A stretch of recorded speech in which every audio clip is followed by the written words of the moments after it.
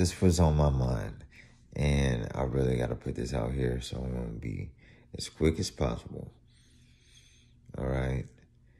It's two major things that have to do with that they casted lots. All right, first century Christians, Jesus' apostles, casted lots, all right, in order to receive an answer.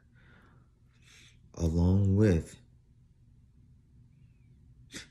well, before I go to the next one, what does that actually mean? That they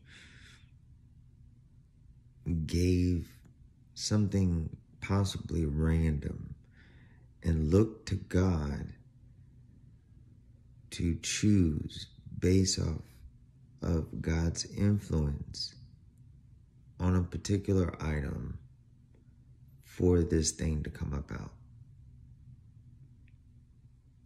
That's what that means. So, is it looking for signs, omens? Not aimlessly, but through prayer, technically, in some kind of way it is. Now, the other one was Gideon's fleece. Gideon's fleece. God, he needed to know, God, please help me with this situation. I want to be 100% sure. If you want me to do it this way, make that thing happen. And he did. And so he saw the answer. Then he asked another way. And he did it that way.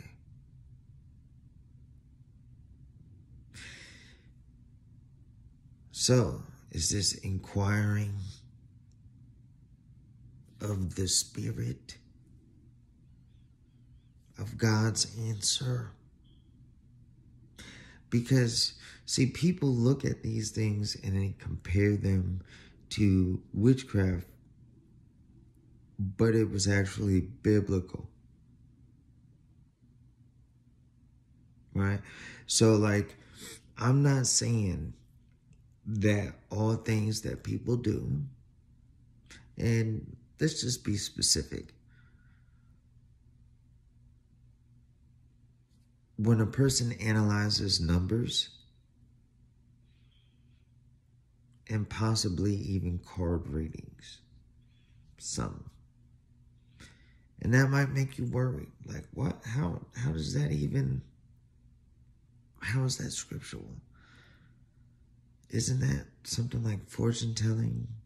Because that's not exactly what it is that you're asking, right? There are people that look to heal present day situations and remedy these things by inquiring of the angels and God. That's not technically wrong, because we ask for signs to appear to help clarify things in our everyday life. We do. So is that, in a sense, a way of praying over something in order to receive a answer?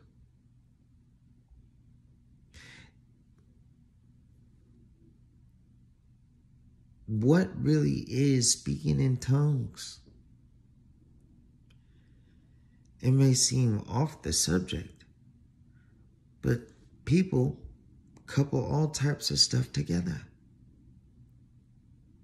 So when you grope for an answer, have you ever had a gut feeling and you just try to, what does that mean? What is it? Well, that groping can come in the form of speaking in tongues. That could be a real thing. A measurement in order to chime in on a specific answer that you're trying to feel out. Is that wrong? No. But see, it's a person's intentions behind these inquiries of the Spirit that define if it is witchcraft or if it is from God.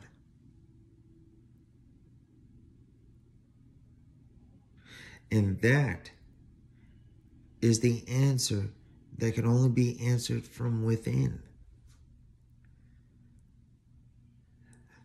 That internal answer is really what the devil would be. So the devil is in the mind. And an act of intention in our, let me say, dignity towards it. Your commitment level. What is it that you believe on the inside? Because I will not judge you. The same as Jesus would not judge you.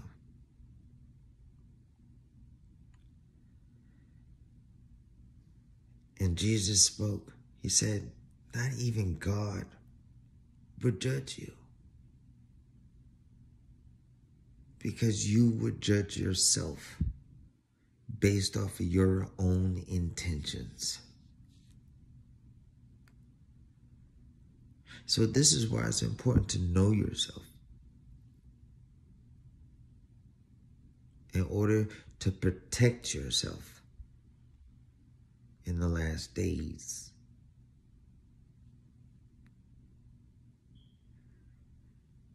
And forever.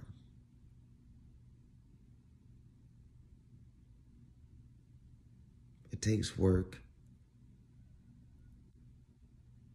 And that work is never going to end. Would that not be a work that was like a fire? Continuously learning yourself.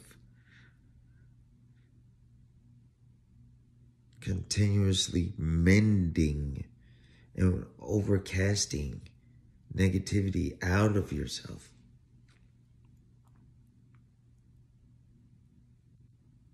An everlasting fire that would never get put out. And going through it the first time, it truly is a great tribulation. Because it takes a lot of effort to pay attention to your own brain all the time. And to dominate it.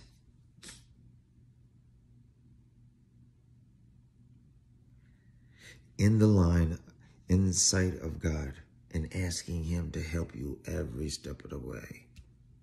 For real. Because it's a beast up here. For real.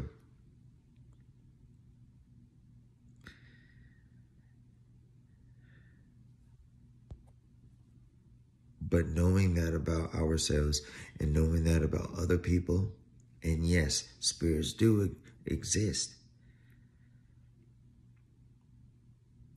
It cleanses everything and everybody. In this way, we can all be a happy family. Because we understand, hey, I know that guy.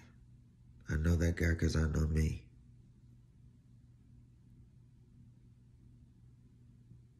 That's the truth. Y'all hold it down in the name of Jesus.